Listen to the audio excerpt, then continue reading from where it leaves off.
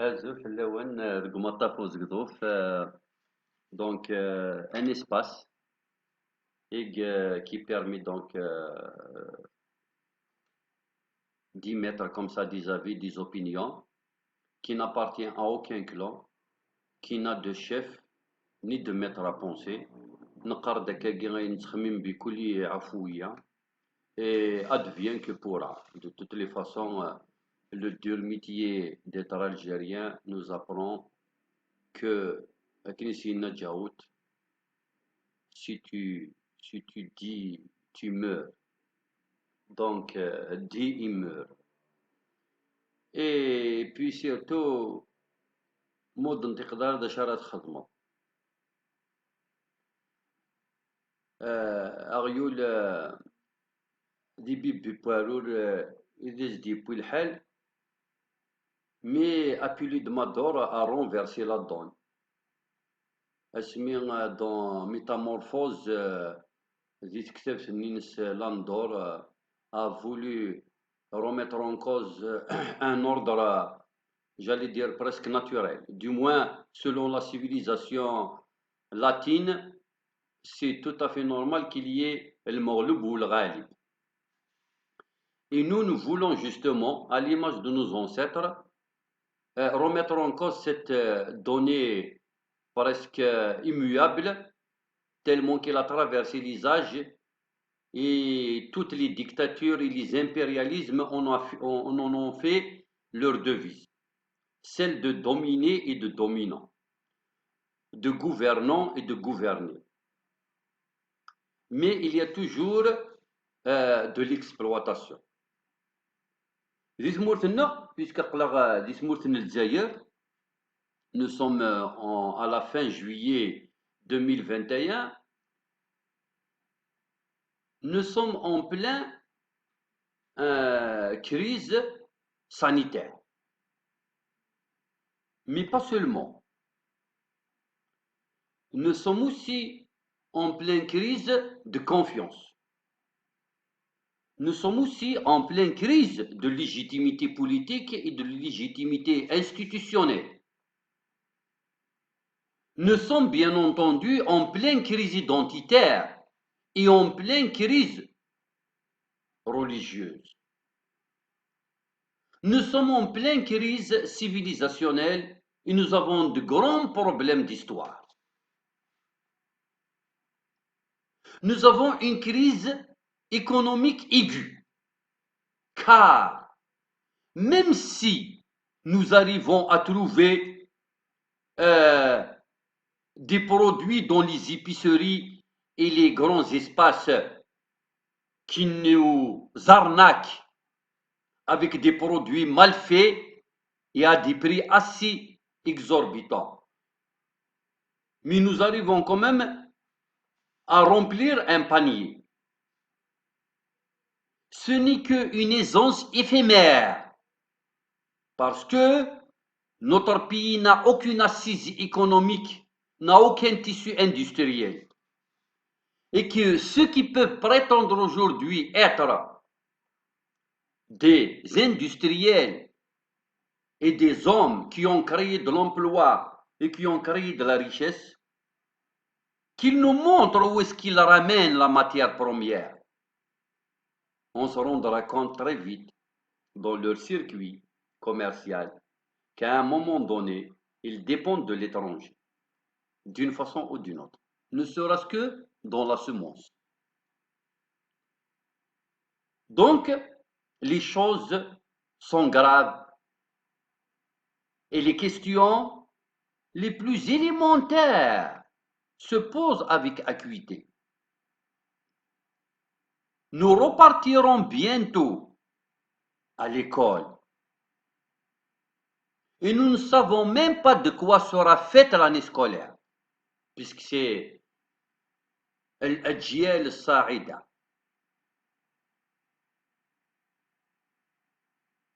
Pourquoi l'Algérie vit une crise sanitaire et pourquoi il y a beaucoup de morts à cause de l'hermaphrodite Covid?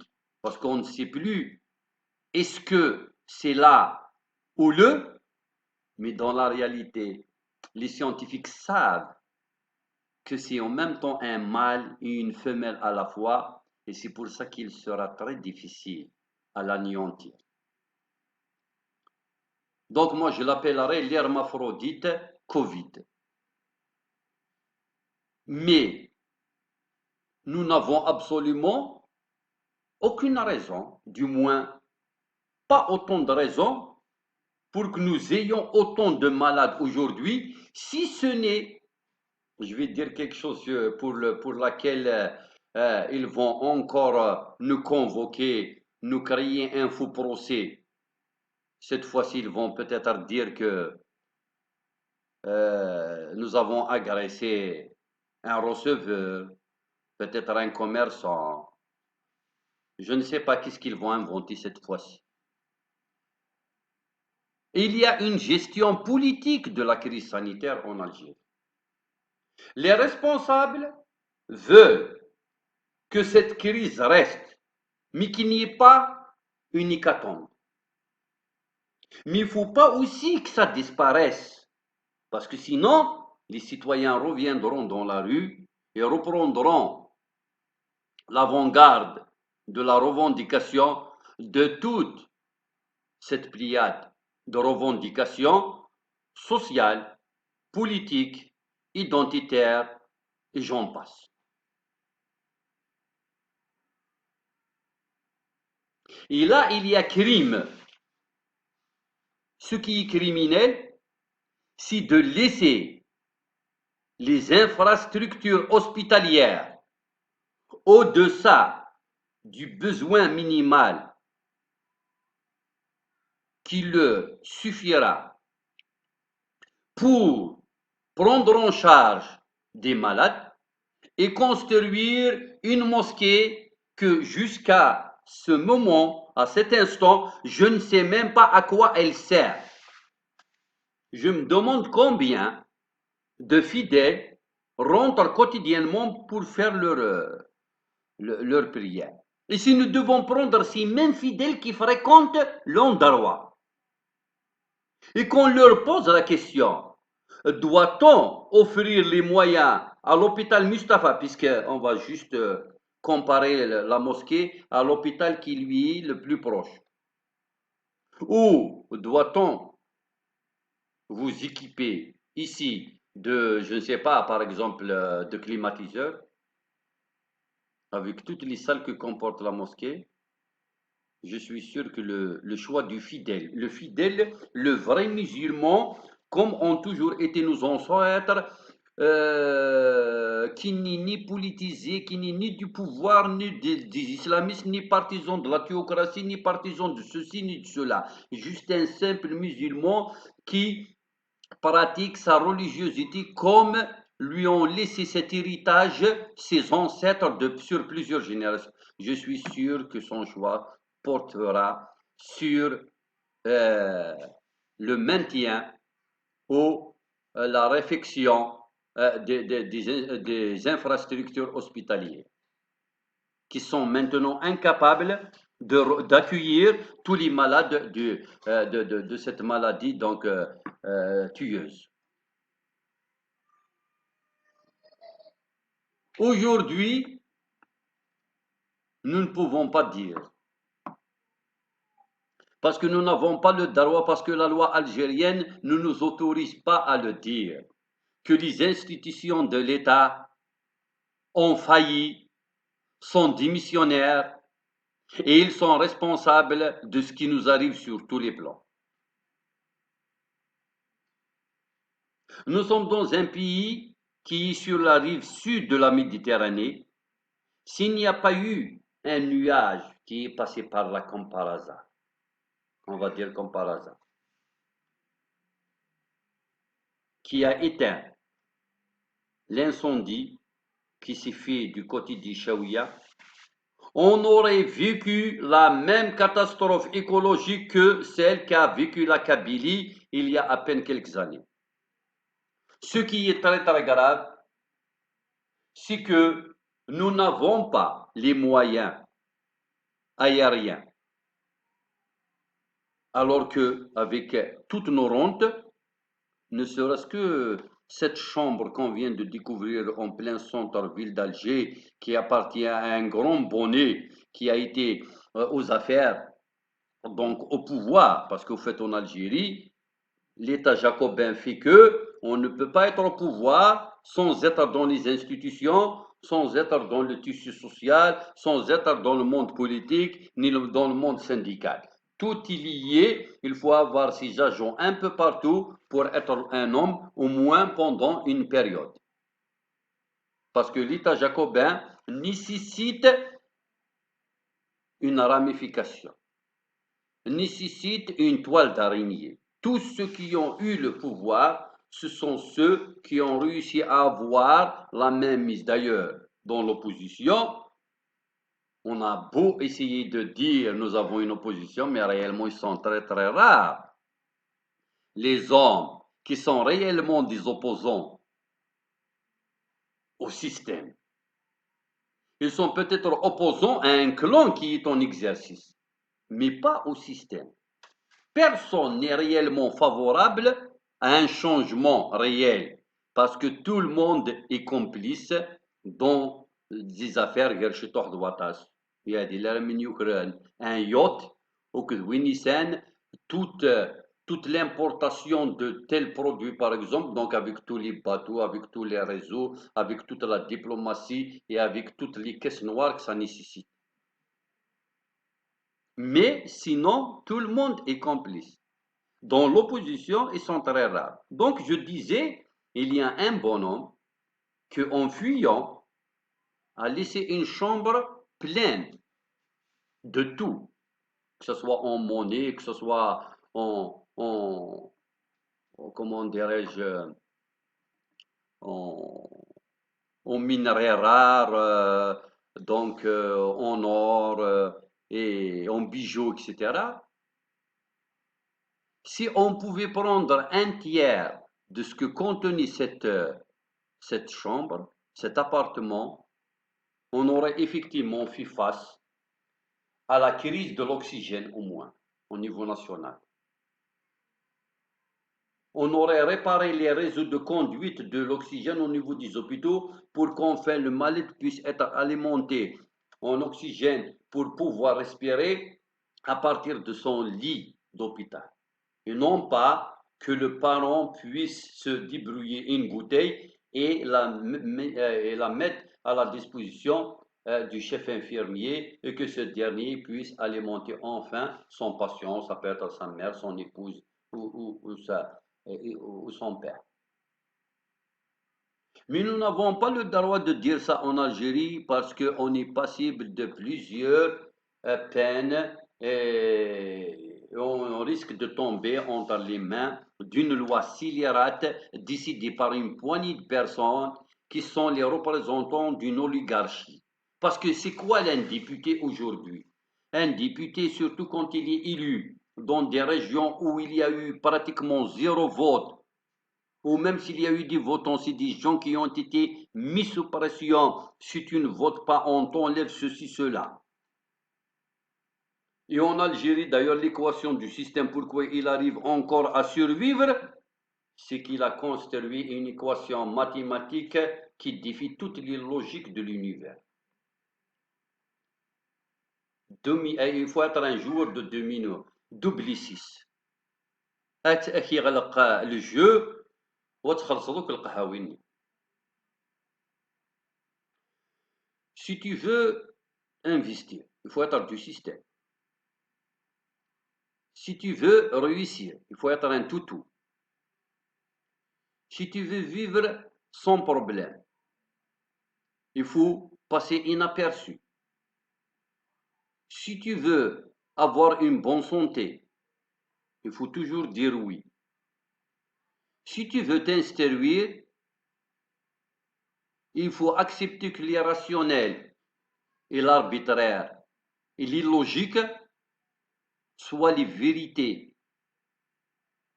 et soient donc le centre de tout enseignement. Et si tu veux être le contraire de tout ça, tu resteras au bas de l'échelle et tu seras toujours traqué, stigmatisé, marginalisé et toujours surveillé de très près. Et c'est pour ça que, généralement, les plus compétents, on les trouve au bas de la pyramide sociale, parce qu'ils n'arrivent pas à accepter l'arbitraire et l'irrationnel qui règne en haut, et qu'il n'y a que les médiocres et les va-nu-pieds et les lâches et les sans-honneur qu'on trouve, donc, qui ont accepté l'injustice, l'essentiel qu'ils puissent commander. Et à chaque fois que l'opposition, enfin ceux qui sont en bas, arrivent à se faire une place pour s'imposer en alternative, l'oligarchie les investit pour réussir à les casser en créant des clivages et des animosités entre eux. Au point que, 3 ans après cette insurrection citoyenne, nous n'avons pas réussi à nous réunir une seule fois. Pourquoi? Parce que, enfin, je n'ai jamais accusé personne, mais de toute façon, les gens s'accusent entre eux. Et jusque-là, le système, le régime, le pouvoir ont réussi, ou a réussi, parce qu'au fait en Algérie, le système et le régime et le pouvoir, c'est le même. C'est 35 000 à 40 000 familles qui, à travers leurs représentants, que ça peut être de leurs enfants ou alors des gens missionnaires dont ils achètent les services, en échange de certains privilèges, ces 35 à 40 000 familles règnent en maître absolu et ils font le beau jour et la pluie sur cette terre, au détriment de notre propre vie, celle de nos enfants, celle de notre profession et celle de notre propre quotidien. Bientôt, nous n'aurons même pas le droit de payer l'oxygène qu'on respire. Nous n'aurons plus le droit plutôt de le respirer et nous serons obligés de le payer plutôt. Et ça commence. Simplement, l'oxygène, il est payant quand tu rentres à l'hôpital. Bientôt, il sera payant même en dehors des infrastructures hospitalières. Regardez maintenant ces libertés qui sont réduites en peau de chagrin, surtout avec ce confinement qui n'est venu que parce que la société l'a décidé. Là, c'est la trouvaille de l'État algérien par excellence et ça ne s'est produit nulle part ailleurs. Le pouvoir n'a jamais imposé le confinement total pour que nous puissions nous épargner par prévention, par précaution, par anticipation, comme toutes les autres nations responsables, dont les États avaient le sens de la responsabilité. Ils n'ont pas réagi même en retard en proposant aux différentes institutions via les chefs terrain, via les PAPC. De toute façon, ils commandent tout le monde. Vous croyez que les PAPC sont devenus réellement des présidents d'APC comme ça, démocratiquement? Vous croyez réellement qu'ils ont été réellement choisis dans leur pays, dans leur parti respectif? Tout le monde sait comment on choisit les PAPC et les têtes de liste, même dans les soi-disant partis d'opposition. Certains partis d'ailleurs nous réservent la surprise et on reviendra sans doute sur ça plus tard. Nous devons participer au municipal qui se prépare parce que de toutes les façons, dans notre région en Kabylie par exemple, puisque je vis en Kabylie, nous n'allons pas laisser les partis du pouvoir prendre nos APC.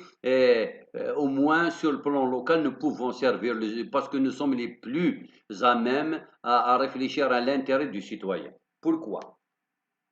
Le FLN ou le RND ou alors les autres partis d'opposition locaux, c'est les mêmes, si ce n'est quelques individus.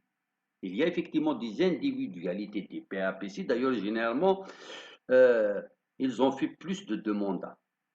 C'est des gens intègres, les citoyens se reconnaissent à travers eux, Et, et puis, ils ont cette éthique, ils ont cette droiture, ils ne traînent pas de casserole, ils sortiront sans doute avec une retraite de PAPC. Mais par contre, la majorité, les critères de sélection sont les mêmes dans tous les partis. De toute façon, le pouvoir ne laisserait pas un parti politique qui travaillerait sérieusement et qui choisirait les plus intègres de ses militants et les plus méritants, c'est-à-dire ceux qui méritent le plus. Impossible. Sinon, il n'est pas pouvoir pour rien. Nous sommes infiltrés au point que dès que tu lèves le téléphone, dès que tu appelles un camarade, ils sont déjà au courant de pourquoi tu l'appelles, quand est-ce que tu le verras et pour quelle raison tu le verras et qui tu appelles, quels seront ceux qui feront partie de la réunion et ça va traiter de quel thème. Nous sommes donc finalement repoussés au dernier retranchement. Et quand tu parles, quand tu dis quelque chose, parce que ça te fait mal, parce que tu es cadre, tu es en politique, tu es opiniâtre, toi tu es l'ennemi de l'Algérie, tu seras emprisonné et tu seras accusé de ceci, cela, et on va te monter un dossier, comme ça s'est passé récemment à des camarades que, en essayant de développer des idées, des propositions de sortie de crise, que ce soit au niveau régional, parce qu'ils ont le droit de penser qu'à leur région, et en voulant proposer des solutions pour toute l'Algérie, parce qu'ils ont le droit d'espérer encore, même s'il y a des illusions continuelles, d'espérer encore que l'Algérie peut encore, il a encore ses chances de créer une nation moderne, démocratique, ils sont mis en prison pour des futilités, pour des raisons préfabriquées et donc des alibis fabriqués de toutes pièces, l'essentiel pour contrer leurs projets et donc les occuper sur des choses d'ordre judiciaire et bien entendu donc oublier toutes ces propositions qui peuvent effectivement solutionner la crise actuelle. Ce que nous voulons, puisque le corona ou la corona s'impose à nous, et malgré nous, parce qu'il y a un vide institutionnel que je n'ai pas entendu jusque cette minute, à cet instant même. Aucun officiel parlant au nom de l'État proposer une solution ou un accompagnement d'une solution émanant de la société civile concernant l'éradication au moins une protection contre la propagation de cette pandémie. La société, encore une fois, doit se prendre en charge. Mais pas seulement parce qu'il y a mort d'hommes. Il faut qu'il y ait la prise en charge de son propre destin, parce que même au-delà de la pandémie, au-delà de cette maladie qui tue, il y a aussi l'avenir de toute la région qui est en jeu. Et je vous assure qu'il y aura bientôt des élections auxquelles nous participerons qu'on le veuille ou pas, et que le pouvoir prendra sans doute ceux à même qui essayeront de convaincre le plus la population. Mais pour anticiper toute cette dérive électorale, cette énième dérive électorale, nous devons nous préparer. Comment? Nous devons nous réunir au niveau local, chacun au niveau de sa contrée, chacun au niveau de sa circonscription, chacun au niveau de sa commune ou village. كل شادي نجمع وحدس هدف نتيفرات دا شو بغان على حساب لي سبيسيفيسيتي نسن إسا de Borj Badji Mokhtar jusqu'à Tnes. Il faudrait que toutes les régions d'Algérie, puissent prendre en charge leur propre destin.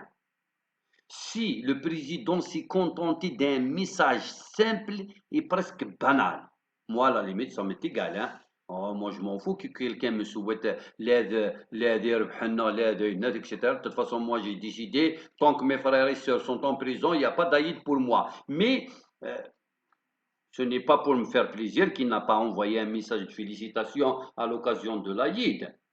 Sans doute pas, malheureusement pas. Euh, il a fait ça pour d'autres raisons, jusque-là, Ramira. C'est la première fois qu'un chef de l'État ne vient pas faire un discours officiel en l'occasion d'une fête aussi importante. Que dira-t-on de tout ce que pouvait solutionner? Je fais partie des centaines de milliers de chefs de famille qui attendent leur logement depuis au moins 12 ans. Je fais partie de ces centaines de milliers d'Algériens qui ont des affaires de justice contre une institution de l'État et qui jusqu'à présent, ils n'ont jamais gagné parce qu'il y a le coup de téléphone à la fin. Il faut le faire échouer, il faut le faire perdre. Ça serait grave qu'un citoyen puisse emporter un procès contre une institution de l'État. C'est une honte pour l'État algérien. Donc il faudrait que ces citoyens échouent. Et je fais partie de ces centaines de milliers de chefs de famille algériens qui n'auront jamais de vacances pendant la période estivale parce que l'État est défaillant, que les institutions n'ont pas anticipé en offrant le cadre favorable pour que nous puissions en même temps s'offrir des vacances et tout en restant protégés contre tous ceux qui peuvent altérer le bien-être d'une famille pendant au moins une semaine de vacances, à commencer par cette crise sanitaire. Et d'ailleurs, ça me rappelle pourquoi nous avons laissé les marchés pleins, les bus pleins à craquer, les fourgons, les taxis, les plages, les salles de consultation, les stades, et qu'on vienne aujourd'hui faire la morale au peuple, éloignez-vous, mettez la bavette. Eh bien, scientifiquement parlant, vous nous avez caché la vérité. La bavette ne sert presque à rien. Une fois tu as les petites démangeaisons au niveau des narines, au niveau du muqueuse, au niveau des lèvres, ça veut dire que le virus, il est sur toi. Et si tu mets une bavette, une fois il est dedans, au contraire, tu lui offres l'atmosphère favorable pour qu'il puisse se propager et donc se nidifier. Parce que de plus il y a confinement, de plus l'endroit est fermé, de plus tu as des chances d'avoir le virus. Mais quand tu es en plein air, ça veut dire que les marches de vendredi ne sont pas forcément les endroits où on risque réellement de prendre cette maladie. Mais nous, les citoyens conscients qu'ils sont, parce que leur niveau politique dépasse de très très loin celui de la diplomatie, celui de la nomenclature, ils ont préféré rester chez eux et ne pas sortir le vendredi pour dire العصابة pouvoir assassin يتنحوا كاع الجزائر حرة ديمقراطية عبان عميروش حسيبة وبنبولعيد. Mais un jour ou l'autre, ça reviendra. Parce qu'on ne peut pas mentir à tout le monde tout le temps. La solution donc, c'est tout simplement de solutionner toute cette crise et de venir à bout de ces maux sociaux avant que ce soit trop tard.